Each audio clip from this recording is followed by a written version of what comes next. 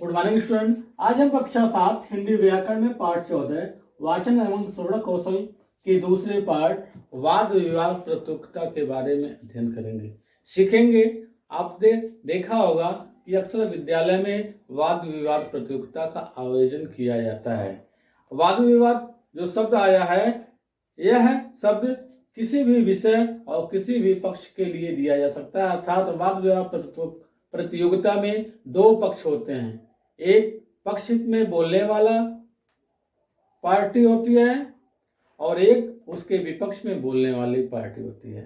अर्थात दो समूहों में छात्रों को बांटकर एक को पक्ष में रखा जाता है और दूसरे को विपक्ष में रखा जाता है, और दोनों अपने अपने पक्ष के अनुसार अपने विचारों को प्रकट करते हैं और अपने विचार तर्कपूर्वक रखते हैं।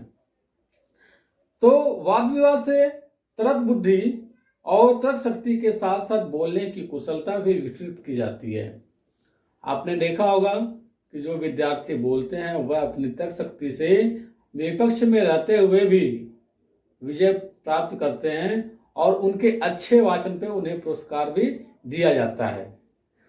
तो वाद विवाद के लिए तैयारी करते समय हमें किन बातों का ध्यान रखना चाहिए, उन बातों का ध्यान आप रख लें, तभी आप एक अच्छे कुशल वक्ता हो सकते हैं। कुशल वक्ता होने के लिए, वाद विवाद में निपुणता प्राप्त करने के लिए आपके लिए कुछ तैयारियां होनी चाहिए। वह कौन कौन सी तैयारियां हैं उसे आपको अपने ध्यान में रखना चाहिए, जिससे आप अच्छे वक्ता बन सकें।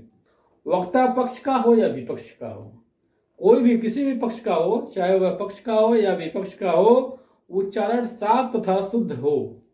वह जो भी बोले वह साफ हो और शुद्ध हो। ऐसा ना हो कि टूटपूर्वक बोले और गलत बोले। आवाज में जोशीलापन हो, अर्थात वह उत्साह और जोश से भरा हुआ अपने वक्तव्य को बोले। ऐसा नहीं बहुत धीमे धीमे बोले। धीमे धीमे बोलने से जो विषय संगत प्रसंग होते हैं वह छिप जाते हैं और आपकी कही हुई बातें दर्शक श्रोता नहीं सुन पाते हैं। स्वरों में उतार और चढ़ाव होना चाहिए। स्वरों में उतार और चढ़ाव होना चाहिए। आप प्रस्तुति की कला में निपुणता प्राप्त होनी चाहिए। किस प्रकार से किसी बात को हम प्रस्तुत कर सकते हैं उसमें उससे जानकारी होनी चाहिए कि हम अपनी बातों को किस प्रकार से रखें कि लोग उसे समझ सकें। मंच पर माइक पर बोलने का भी अच्छा अभ्यास होना चाहिए। यदि आप मंच पे चढ़ते हो और माइक पे बोलने का अभ्यास ना हो तो आप कितना भी जानकारी रखें, आप विजेता नहीं बन सकते। तो इसके लिए आपको मंच पे माइक पर बोलने का अभ्यास भी होना चाहिए। दूसरा, शारीरिक मुद्राओं जैसे कि हाथ को उठाना, बात के अनुरूप सिर को झुकाना, उठाना, श्रोताओं को संबोधित करने की कला आपको आती हो। यदि आपके वचनों के अनुसार आपके शरीर की प्रक्रियाएं, आपके शरीर की मुद्राएं, हाव भाव प्रदर्शित नहीं होते हैं तो आप निश्चित रूप से सुनने वालों को अपने कथनों की तरफ आकर्षित नहीं कर सकते।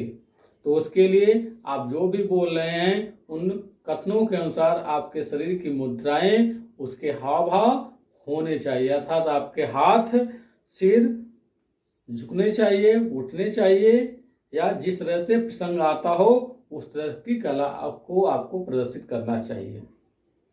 दूसरा, चाहे आप पक्ष में हो अथवा विपक्ष में हो, आपको पक्ष और विपक्ष दोनों प्रसंगों को याद रखना चाहिए कि अगला बोलने वाला क्या बोल सकता है तो हम उसका संभावित उत्तर क्या दे सकते हैं। इस प्रकार आपको पक्ष और विपक्ष दोनों के प्रसंगों को याद रखना होता है, तभी आप एक अच्छे वाद विवाद के वक्ता हो सकते हैं। दूसरा, आपको सावधानियां क्या रखनी चाहिए, किस प्रकार की सावधानियां रखनी चाहिए कि जब भी वाद विवाद प्रतियोगिता हो तो आपको अपने विपक्षी जो समूह है उसके मुख्य बिंदुओं को लिखते रहना चाहिए, जिससे वह आने वाले समय में आपके उत्तरों में उसका उत्तर सम्मिलित हो सके और उसका बोलते समय आप खंडन कर सकें कि उसने क्या कथन कहा था तो उसका क्या माकूल जवाब होगा। दूसरा, बीच बीच में श्रोताओं, निर्णायकों, अध्यक्ष, अतिथि सबको संबोधित कर चेतन रखने का प्रयास करना चाहिए। ऐसा नहीं कि भाषण बहुत लंबा हो जाए, आपके कथन बहुत लंबा हो जाए और लोग आपके बातों को सुनकर ऊँघने लगें या यह सोचें कि ये उबाऊ सा होने लगा है। तो उसके बीच में आपको श्रोताओं को, अतिथियों को और अध्यक्ष और निर्णायकों को बार बार बीच में कभी कभी संबोधित करते रहना चाहिए, जिससे लोगों में सक्रियता बनी रहे।